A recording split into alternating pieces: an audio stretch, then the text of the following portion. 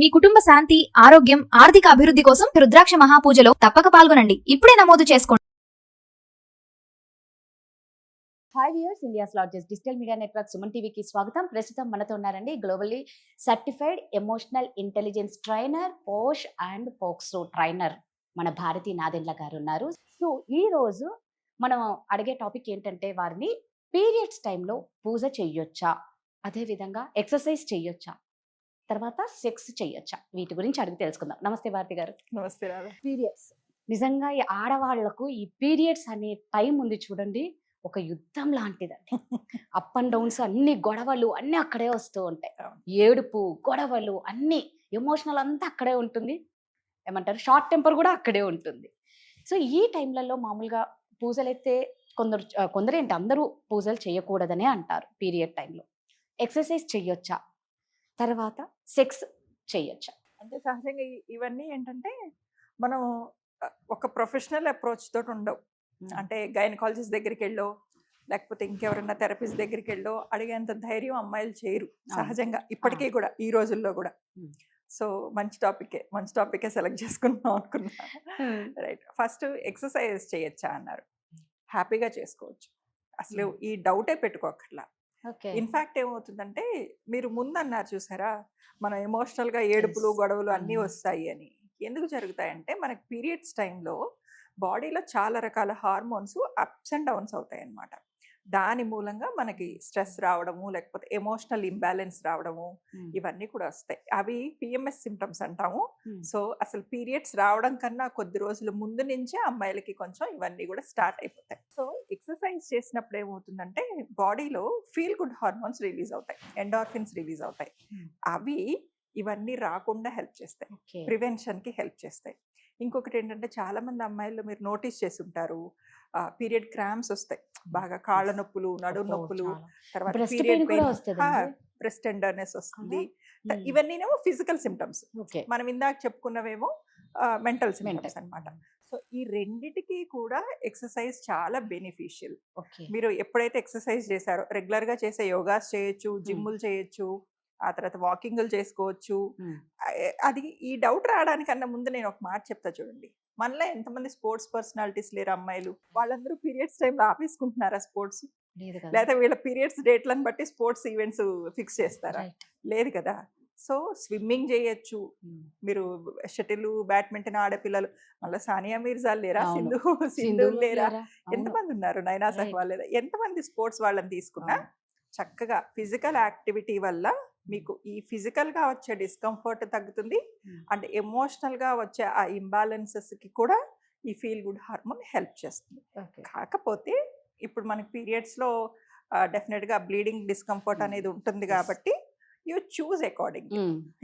డ్రెస్సుల్లో లాగా ఇప్పుడు వీటిలో కూడా మీడియంలు, లార్జ్లు, ఎక్సెల్లు, ప్యాంట్స్, టాంప్యూన్స్, కప్స్ ఇలా చాలా వచ్చాయి. కాబట్టి మీరు సెలెక్ట్ చేసుకునే ఎయిదర్ స్పోర్ట్ లేదా ఎక్సర్సైజ్ని బట్టి, మీ బ్లీడింగ్ని బట్టి మీరు ఇది సెలెక్ట్ చేసుకోండి. That's it. అంతేగాని you need not to stop yourself. పూజ అయితే ఇంకెలాగో చేయకూడదు.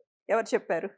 చేయొచ్చా అంటే ప్రతి ఇంట్లో, అరే నువ్వు పీరియడ్ అయ్యావు అంటే ఇంకా ఎక్కువ 5 రోజులు, 3 రోజులు, 5 రోజులు పక్కన కూర్చో. ఇవన్నీ కూడా సోషల్ టాబూస్ రాదా. అంటే పీరియడ్స్ వచ్చాయి అంటే ఆడపిల్లని ఆ 3 రోజులు ఇంట్లో నుంచి బయట ఉంచడం, ఒక మూలను కూర్చోబెట్టడం, పూజకి దూరంగా ఉంచడం, ఇవన్నీ అసలు ఎక్కడ మొదలయ్యాయంటే, ఓల్డ్ డేస్లో మనకి లైఫ్ స్టైల్ ఇంత సొఫిస్టికేటెడ్గా లేదు. అంటే మిషనరీ కానివ్వండి, మనకి హెల్ప్ కానివ్వండి లేదు. పప్పు రుబ్బడం అంటే కూర్చుని రోల్లో రుబ్బాలి, అవునా? ఇల్లు చిమ్మడం అంటే గదులు చిమ్మాలి, తుడవడం అంటే కింద కూర్చొని తుడవడము. పూజ అంటే కూడా ఎట్లా అంటే, పాత రోజుల్లో సహజంగా మగవాళ్ళు పూజ చేసేవాళ్ళు, ఆడవాళ్ళు పూజ చేయరు.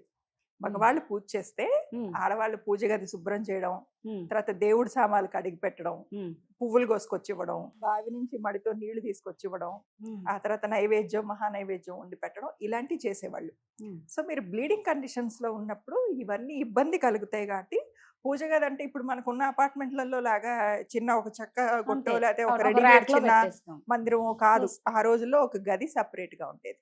ఇవన్నీ కూడా వాళ్ళకి పాపం ఫిజికల్ గా రెస్ట్ దొరకకుండా స్ట్రెయిన్ అయిపోతారు. కాబట్టి ఆ రోజుల్లో అలా ఒక 3 రోజులన్నా కనీసం వాళ్ళకి విశ్రాంతి ఇద్దాము, అన్న పద్ధతి కోసం ఉంచినవి. అంతేగాని దానివల్ల ఇప్పటికీ కూడా ఆడపిల్లల్ని మీకు ఒక క్లయింట్ది చెప్తా. మొన్న రీసెంట్గా 10th క్లాస్ ఎగ్జామ్స్ అయ్యాయి కదా, వాళ్ళ అమ్మ ఎంత చాదస్తురాలంటే 10th క్లాస్ ఎగ్జామ్ రాయనివ్వాలి ఆ పిల్లని, పీరియడ్స్ వచ్చాయని.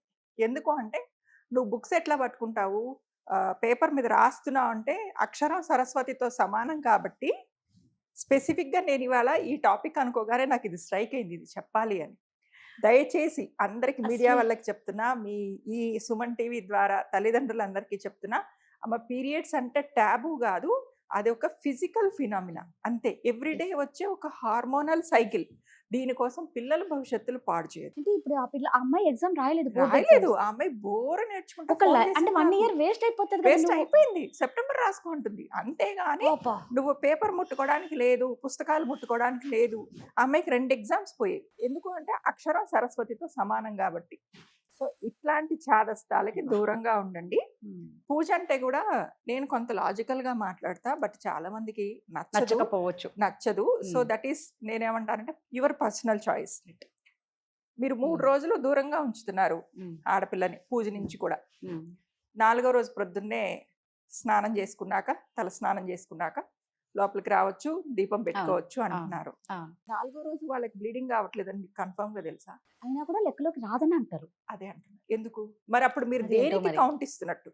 బ్లీడింగ్ కి కౌంట్ ఇస్తున్నట్ట, డేస్ కి కౌంట్ ఇస్తున్నట్ట? డేస్ కి కౌంట్ ఇస్తున్నట్టే ఉంది ఇక్కడ. అప్పుడు సో మరి 4వ రోజు తర్వాత మీరు ఓకేనా పూజ చేస్తే then that is your personal choice. లేదు పీసీఓడి ఇష్యూస్ ఉంటాయి, పెరిమెనోపాజ్ ఇష్యూస్ ఉంటాయి, వాళ్ళకి ఎప్పుడు స్పాటింగ్ అవుతుందో, ఎన్ని రోజులు బ్లీడింగ్ అవుతుందో, కొందరికి 1 month, 15 days, 20 days, మరి 1 month పూజ చేసుకోకుండా ఉంటున్నారా? సో నేను అంటాను, మీ మనసు పవిత్రంగా ఉన్నంత వరకు, మీ శరీరం సహకరించినంత వరకు భగవంతుడు మిమ్మల్ని ఏమి పనిష్ చేయడు. మీ మనసుకి సహకరిస్తే ఇది చేసుకోవచ్చు. ఇన్ఫాక్ట్ జగ్గి వాసుదేవరావు గారు కూడా ఒక ఇందులో చెప్పారు, ఇంటర్వ్యూలో చెప్పారనమాట, ఇలాంటివన్నీ ఏమీ లేవు, దయచేసి మీరు అన్ని చేసుకోవచ్చు, అలాంటివన్నీ పాటించాల్సిన అవసరం లేదు అని. మనము గైడ్ చేయకుండా వాళ్ళ పర్సనల్ చాయిస్ వదిలేద్దాం. రైట్, అంతే. అది మీరు అన్నట్టు వాళ్ళ పర్సనల్ చాయిస్, కానీ లాజికల్ గా చూస్తే కరెక్టే కదా అనిపిస్తుంది. మనం డేస్ నే కౌంట్ చేస్తున్నాం ఇక్కడ. నెక్స్ట్ సెక్స్ చెయ్యొచ్చా లేదా? మళ్ళీ అగైన్ చెప్తారు మన ఇద్దరిని. ఇక అది కామన్, ఒక మంచి చెప్పేటప్పుడు అది పడుతూనే ఉంటాయి. యాక్చువల్గా ఏమంటుందంటే మళ్ళీ అగైన్ మనకి ఇందాక ఆ ఎమోషనల్ ఫ్లక్చుయేషన్స్ వస్తాయని చెప్పాం కదా.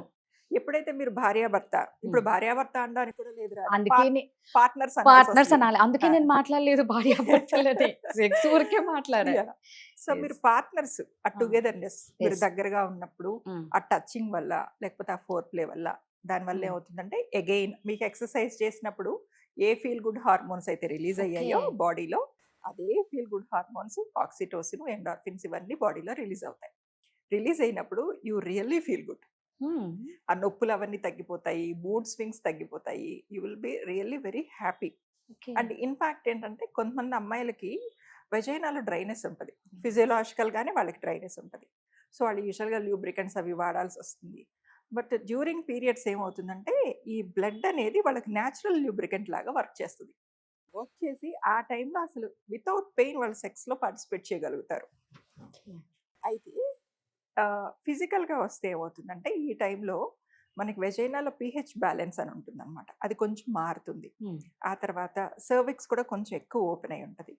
కాబట్టి బ్యాక్టీరియల్ ఇన్ఫెక్షన్స్ వచ్చే అవకాశం, యూటీఐ వచ్చే అవకాశం ఉంటుంది. కాబట్టి అలాంటివి రాకుండా మీరు కండమ్ యూజ్ చేసుకుని, అంటే ప్లే సేఫ్, కండమ్ యూజ్ చేసుకుని మీరు సెక్స్లో పార్టిసిపేట్ చేయొచ్చు. అయితే కొత్తగా పెళ్ళైన పిల్లలందరూ ఏమనుకుంటారంటే పీరియడ్స్లో ఉన్నప్పుడు కనుక సెక్స్ చేస్తే పిల్లలు పుట్టరు అని. That is a myth. Even మీరు పీరియడ్స్లో ఉన్నప్పుడు కూడా still there is a chance మీరు ప్రెగ్నెన్సీ అవ్వడానికి. ఎందుకంటే ఎర్లీ ఓవులేషన్స్, ఎర్లీ సైకిల్స్ ఉండే అమ్మాయిలకైతే పీరియడ్స్లో కూడా సెక్స్లో పార్టిసిపేట్ చేస్తే ప్రెగ్నెన్సీ వచ్చే ఛాన్స్ ఉంటుంది. కాబట్టి చెయ్యొచ్చు. That is actually very good. ఎవరిని ఎవరు ఫోర్స్ చేయొద్దు, ఇద్దరికి ఇష్టమైతేనే. ఇక్కడ ఇద్దరి కంఫర్ట్ ముఖ్యం. ఇద్దరికి ఇష్టమైతే హ్యాపీగా పార్టిసిపేట్ చేయొచ్చు. కాకపోతే సేఫ్గా పార్టిసిపేట్ చేయండి, కండమ్ యూజ్ చేసుకుని యూ కెన్ పార్టిసిపేట్. సో హ్యాపీగా ఎక్సర్సైజెస్ చేసుకోవచ్చు, మీ మనసు శరీరం సహకరిస్తే పూజలు చేసుకోవచ్చు, అండ్ సెక్స్ కూడా చేయొచ్చు విత్ సేఫ్. థ్యాంక్ యూ అండి.